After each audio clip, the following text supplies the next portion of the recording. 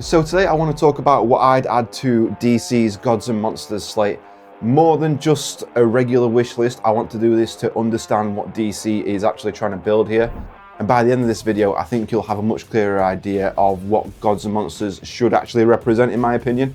And that being more than just a slate of projects, one after the other, but actually like a foundation, a philosophical foundation to build the DCU on. So why the focus on Gods and Monsters? I think from the start, I felt like Gods and Monsters is more than just like a title or a phrase or anything like that. It's a statement of intent and it's a philosophical goal that DC wants to achieve. And that makes sense. You would use that to define what the DCU is. For me, DC has always worked best when it leans into the mythology and the history and these big ideas and the legacy of these characters. And so I know we don't know every project that's coming out, some are still being kept secret, but I do feel like there's a couple of gaps in there that we can put these projects in and it can further explore the idea or it can elevate the idea altogether. And now, one thing that I'm not going to do is include projects that are already heavily rumoured or essentially confirmed. So I would have put Wonder Woman in this, but we know there's like a Wonder Woman movie that's fast-tracked or whatever you call it. I do think that Wonder Woman will be the next movie after Man of Tomorrow. So I think she'll be showing up very, very soon. Likewise, Teen Titans. I would have put Teen Titans in this, but there's already lots of rumors about a Teen Titans project, so I've left them off this just for now. So if I could add just 3 projects to Gods and Monsters, I'd add projects that each represent a different pillar of what I think DC does best. And so starting off, I didn't want to go straight in with the big cosmic movie or like a dark horror thing. So the first project I want to go for is very weird science, a series that's very driven by character chemistry, and that is The Terrifics. And I know I'm kind of breaking my own rule already with this. There is a Mr. Terrific spin-off that's rumoured, that's in the works.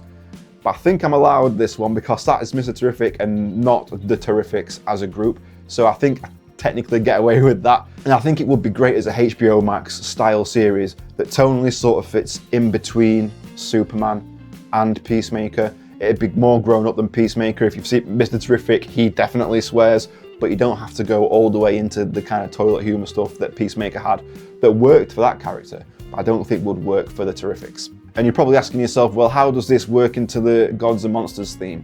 And one thing that I really want to build on with this is having science and intellect as kind of like a godhood and, you know, get weird with it, have some really weird science in there. And so that really works well with Mr. Terrific. It can work well with Batman when we get there and have what they can do with science and with their intellect, have that rival any superpower and really have that take these characters to another level. In terms of story, I mean, there is the Terrifics main comic run from 2018. I know that kind of got cancelled and fizzled out with COVID and everything. They couldn't do the physical stuff. But I think that'd be a decent starting point. Using a portal to the dark multiverse as a way to find Phantom Girl, I'll kind of want them to stay away from multiverse stuff in the DCU. I'm not overly keen on it, and I definitely don't think we should be doing it this early if we do it at all. But just opening that door to get Phantom Girl, I think would be fine. And then you can have the main series take place on this Earth that the DCU takes place on. And again, using Eddie Gathetti more, using Anthony Carrigan more really makes sense. For Superman, I thought before the movie that Rachel Brosnahan was going to steal the movie, and she was great. But Eddie Gathetti really stole that movie. So giving him his own series just makes so much sense. Seeing more Anthony Carrigan would be great. I know he didn't get much screen time in Superman, but he was great with what he did, and I've loved him from his other DC projects in Barry and all those shows, so giving him more screen time would be great. In terms of Plastic Man, I still think Ben Schwartz probably makes the most sense. I see him fan casted a lot. I see Pete Davidson fan casted a lot as well. I'm not overly keen on Pete Davidson. And technically he's already in the DCU because he was in the Suicide Squad. So I think Ben Schwartz still makes the most sense here. In terms of Phantom Girl, I'm really not sure who could play Phantom Girl. I've seen people say Pom Clemente, but I really want her as Huntress. So if anyone's got any ideas of who could play Phantom Girl, let me know down below. So I think this would be a great project to really expand the DCU rather than just add another series. And you've got Gods and Monsters, the gods of science and intellect, like I talked about before.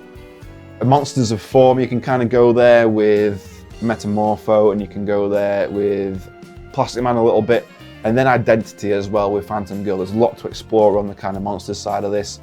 And having a really smart, weird science, character-driven show would be amazing. So I think the Terrifics would be a great addition to the Gods and Monsters DCU slate. But then science and intellect are only part of the picture. If the DCU is really serious about this, there's one team they can't keep avoiding, and it's Justice League Dark. And this is going to be a big tentpole movie. You could release in October like when the Batman came out and have it tie into Halloween a little bit.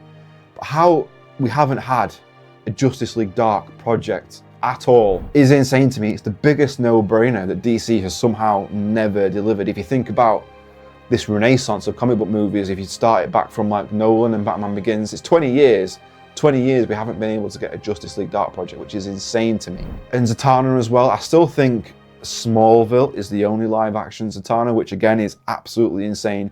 DC has such a strong supernatural showing, and these characters that go into the supernatural are so great. It's such a deep bench as well. You can really get lots of different characters in there. Now, this should be like a big budget event, not like a TV show or a spin-off. This should be one of the biggest movies of the year.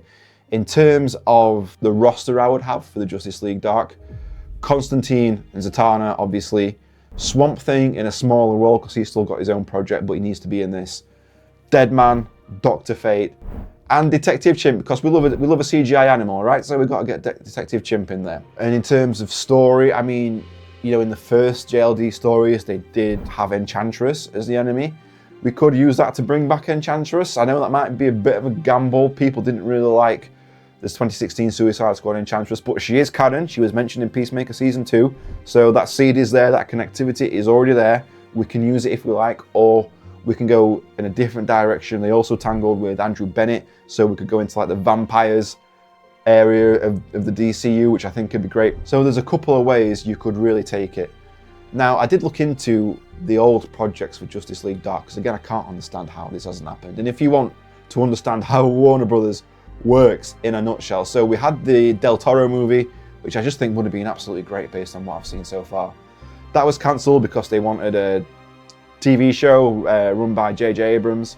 Then we got nothing from that. We got nothing at all from J.J. Abrams after he got all that money. We got the Swamp Thing show, which was great, and then got cancelled after one season. The movie obviously is in the works, but seems to be on the back burner for now. We've got Constantine in the Arrowverse, and that's just, again, WB in a nutshell. They don't know what they want, so what we end up getting is basically nothing. But they can rectify that here, right? So really going dark with the tone and using the mythology and the mysticism of it all can really differentiate this DC from other DC projects and from Marvel as well. So Gods and Monsters taken extremely literally in this case. Just fully going full send and going for it. Grounding it too much would be a mistake. Just go full into the mysticism of a big Justice League Dark movie would be amazing for this universe. And so it expands the DCU because we're really embracing the unreal with this and not apologizing for it or trying to ground it. We've got gods of magic, we've got monsters of myth. It all makes sense, and it's so overdue. We need a Justice League Dark project, please. So the third idea is where things get interesting. I don't think it's something I've seen anyone else kind of suggest, but I've had the idea because the DCU has already planted this seed, but it makes perfect sense, and that is Vandal Savage. Giving him his own, it could be a series or it could be a movie, and it explores the history of the DCU. So we know from Superman that metahumans have existed for 300 years. Obviously, metahuman being a bit of a more all-encompassing term than it's been used in the past. So Vandal Savage suddenly makes a lot of sense. And I think a different way of doing this, and a great way of doing this, will be to go in reverse. So what if we start at present day and then go backwards, exploring more of the history of the DCU as we go. Now, I know in the comics, Vandal Savage is a lot older than 300, thousands of years old. He goes back to like the ancient Egypt, and we could explore the meteor and that being the formation of the Lazarus pits as well. Could involve Hawkman and Hawkgirl maybe. And I've got a great tagline for this: Vandal Savage, the first monster. I think that makes a lot of sense. And yeah, start at present day, work backwards. So in comics, Vandal Savage has tangled with Lionel Luthor, so we could include Lionel Luthor in the first episode. I'd be more than happy for John Glover to come back if he was up for it. We could get Lionel Luthor in there. We can go back to World War II. We can explore Pedegaton. We can get the JSA in there. A lot to explore with this. Even further back, 1800s, Jonah Hex. Even further back, we've got Arthurian times, we've got Camelot, the Seven Soldiers of Fortune, got the Knights Templar. There's really so much you could do going back in time with Vandal Savage and exploring some of the historical figures and how they've impacted the DCU up to the present day. And then of course, we've got the mural from the Hall of Justice in Superman. Let's include some of those characters. I mean, I've mentioned JSA, we've got Wildcat in there and people like that. I've mentioned Zatanna in a previous project. We've got Giovanni Zatanna in here. Lots to unpack with this and lots that we can explore. You could have him as an immortal godlike figure and have him as kind of like a counterpoint to Superman's hope, because you could really play it as, yeah, Superman's here and we've got hope and everything like that, and then Vandal Savage is just like, I've seen this before. And we can go through Vandal Savage as like this constant throughout history, as heroes and empires rise and fall and then get forgotten. He still survives. He's humanity's first monster. He's the first monster metahuman. And that's from his power and his lack of morality as well. Now, I do know that Javier Bardem is a popular fan cast for Vandal Savage, and that'd be great. I like Batista for this role. I like Batista for a lot. He's really great. But for this role, I think Batista would be a great Vandal Savage. Having one story told across multiple eras would be a great way to explore what was set up in Superman and what's been set up in the DCU already, and Vandal Savage is a great character to do that with. So we've got the godlike longevity, the monstrous survival, and history is the battlefield of it, right? So we go through different points in time. We've already kind of explored that with Frankenstein and the Bride and Creature Commandos. Maybe they could even turn up in this, who knows, right? So I think this would be really, really great, and that's my third project. And I think these three, as well as being interesting ideas on their own, they work well together. They're not just random. So each project covers a different expression of power. So we've got science, we've got magic, we've got time and legacy as well. So they reinforce DC's mythic identity. They support the slate without overshadowing some of the bigger projects like Superman, Batman and Wonder Woman.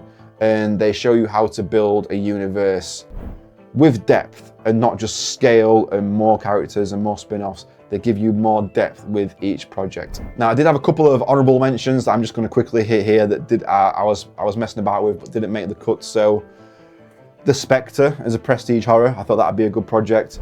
New Gods down the line. I know we're obviously getting Mr. Miracle, and I expect the New Gods will be introduced in that in animated form again for Mr. Miracle. On the tiny chance that James Gunn or Peter Safran is watching this, please make Mr. Miracle live action. That's really all I ask of you. But yeah, then obviously Gods and Monsters, New Gods makes perfect sense. Exploring them down the line makes perfect sense. So for me, Gods and Monsters isn't just about making things edgy or making things dark. It's about embracing what makes DC different and what, in my opinion, elevates it above all else and makes it the most interesting. I've said before, one of the most interesting things about this DCU is, and one of the best things about this DCU is that it already feels so alive and it already feels like a very lived in world of DC Comics. And I'm just so excited to get to explore it more. And I think these projects will be a great way of doing that. But I want to know your thoughts. What projects would you like to see added to Gods and Monsters?